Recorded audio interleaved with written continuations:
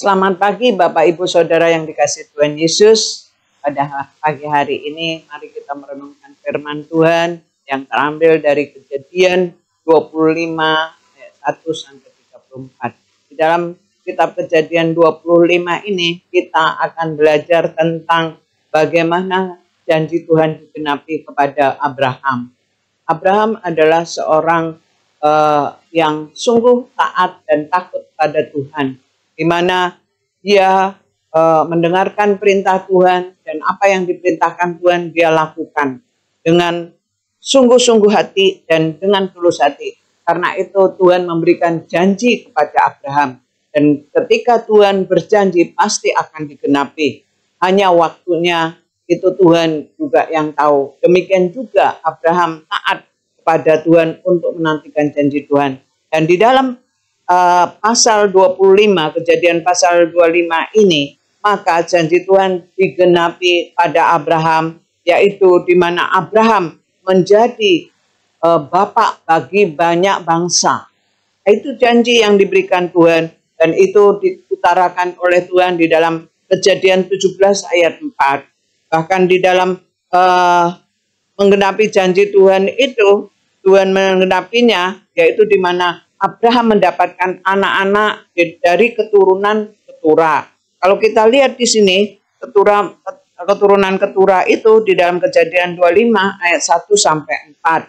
Lalu di mana juga bahwa Abraham mempunyai anak dari Hagar, dan dari Hagar pun akan menjadi bangsa yang besar. Kita bisa melihat di dalam Kejadian 25 ayat 12 sampai 18. Demikian juga dari Sarah, di mana Abraham melahirkan Ishak. Kita bisa lihat di dalam Kejadian 25 ayat 19 sampai 24. Tetapi semua berkat atau daripada warisan Abraham itu diberikan kepada anaknya Sarah, yaitu kepada Ishak.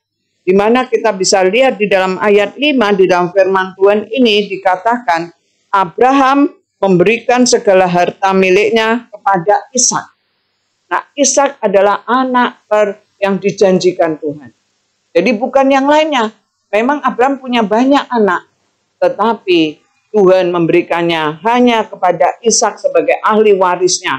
Nah, itu juga Abraham memberikan kepada Ishak ahli warisnya ini, semua hartanya diberikan kepada Ishak.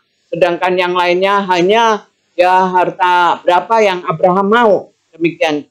Nah, ini kita bisa lihat di dalam Kejadian 15 ayat 4. Nah, karena itu kita lihat bagaimana Abraham melanjutkan keturunannya kepada Ishak.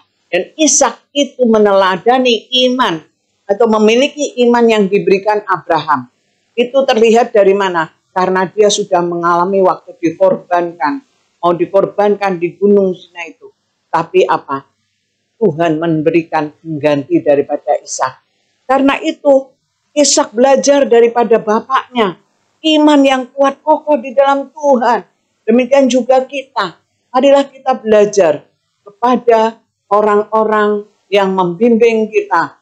Orang bapak rohani kita untuk beriman kepada Tuhan. Seperti Ishak pada Abraham bapaknya. Nah, karena itu di sini kita yang takut Tuhan, Tuhan Yesus datang ke dunia, itu adalah gambaran daripada Ishak waktu dikorbankan. Tuhan menyerahkan dirinya, dikorbankan, mati di kayu salib bagi kita. Nah, inilah dikatakan janji Tuhan digenapi bagi Abraham. Ishak mendapatkan berkat, di mana mendapatkan juga dia memiliki bangsa-bangsa, yaitu di mana istrinya yang namanya Ribka, itu dia melahirkan waktu 20 tahun penantian, di mana Ishak waktu itu berdoa karena sayangnya kepada Ribka, belum punya anak, dan dia berdoa minta kepada Tuhan, dan Tuhan mengabulkannya, sehingga Ribka mengandung, yang dikatakan Ribka mandul, tapi Tuhan bisa membuatnya tidak mandul. Karena itulah berkat bagi orang yang takut Tuhan. Sehingga Ishak berdoa untuk istrinya, dan istrinya hamil. dan di dalam kandungannya pun ada 2 bayi yang ada di dalamnya, yaitu kembar namanya kalau 2 bayi di dalam kandungan. Nah, tapi dia sakitan, maka Ribkah dia minta tolong, minta petunjuk kepada Tuhan. Jadi artinya apa? Suami istri ini sangat mengasihi Tuhan. Karena itu Tuhan juga mengasihi mereka dan memberikan berkat-Nya kepada mereka yang takut akan Tuhan.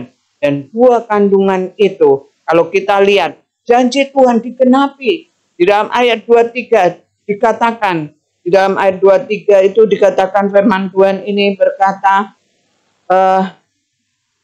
dalam ayat 23, firman Tuhan kepadanya, 2 bangsa ada dalam kandunganmu, dan 2 suku bangsa ada terpencar dari dalam rahimmu. Suku bangsa yang satu akan lebih kuat dari yang lain, dan anak yang tua akan menjadi hamba kepada anak yang muda. Dan ini semua digenapi, saudara. Kalau kita lihat sampai ayat 34. Karena apa? Di mana Esau lebih dia menjadi bangsa asing, sedangkan Yakub menjadi berkat, di mana nantinya Yakublah yang menurunkan Daud, dan Daud dari keturunan Daudlah Tuhan Yesus lahir. Inilah janji-janji Tuhan. Karena itu, marilah kita pegang janji Tuhan. Apa yang dijanjikan Tuhan melalui firman-Nya? Mari kita baca Alkitab, kita rajin berdoa, maka Tuhan akan memberitahukan kepada kita apa yang dijanjikan, itu akan terima. Seperti Abraham menerima janji Tuhan dan digenapi. Demikian juga kita menerima janji Tuhan, maka kita pun akan digenapi apa yang Tuhan janjikan kepada kita. Dan kita akan menjadi berkat, menjadi janji itu bisa kita saksikan kepada orang lain. Pertama, janji keselamatan. Kedua, kita kalau mati masuk surga. Ketiga, di dalam dunia ini berkat surga turun atas kita. Amin. Tuhan Yesus memberkati. Selamat pagi. Shalom.